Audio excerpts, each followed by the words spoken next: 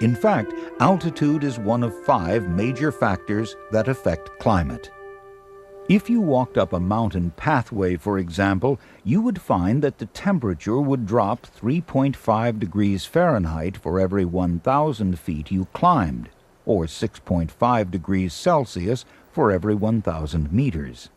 Another of the 5 factors that affect climate is latitude.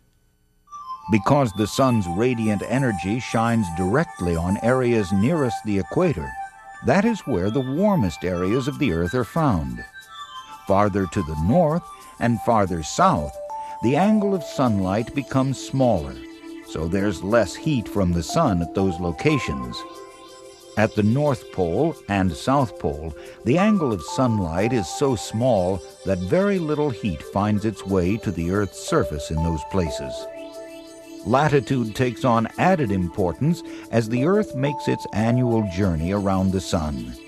That's because the Earth tilts roughly 23.5 degrees on its axis.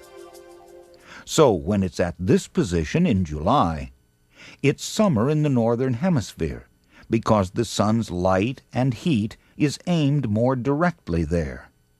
At the same time, it's winter in the southern hemisphere. Half a year later, in January, when the Earth's position is here, it's just the opposite.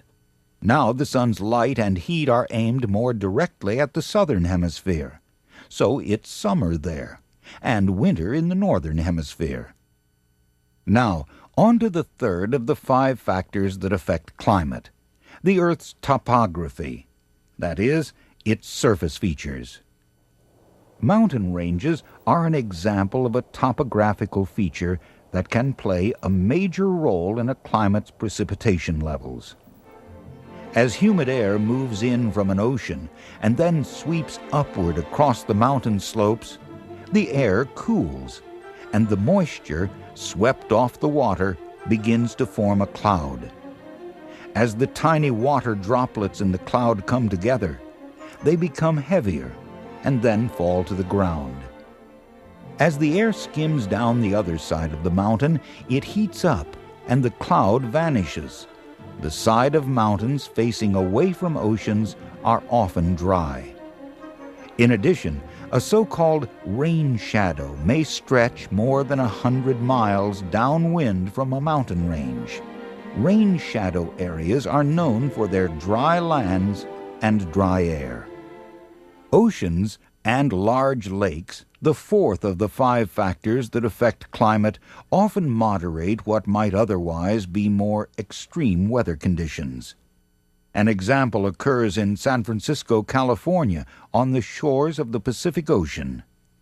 San Francisco and St. Louis, Missouri, a city some 2,000 miles or 3,300 kilometers to the east, lie at about the same latitude, and so get about the same amount of solar energy each year.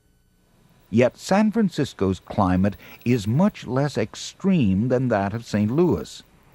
Summers are mild and winters are cool there, while in St. Louis, summers can be blistering hot and winters very cold.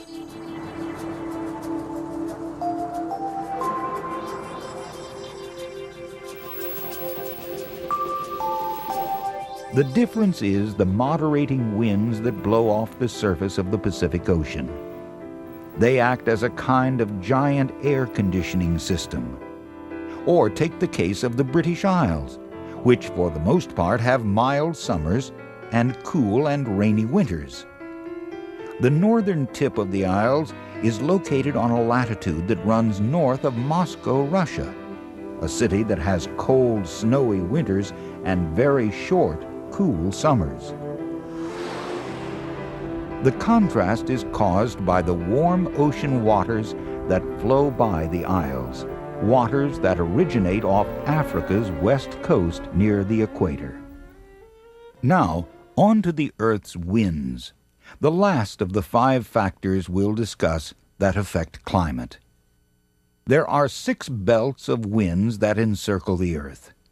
They push along warm and cold air masses, moisture, storms, and pollution. What are called trade winds meet near the equator, causing air to rise. As it does, rain clouds form. This band of cloudy, rainy weather near the equator is known as the doldrums.